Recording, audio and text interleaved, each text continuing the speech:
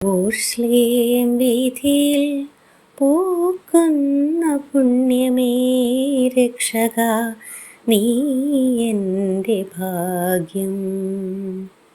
ശാലോം പാട്ടുകൾ എന്നെന്നും പാടുവാനക്ഷയ കാരുണ്യമേകൂ.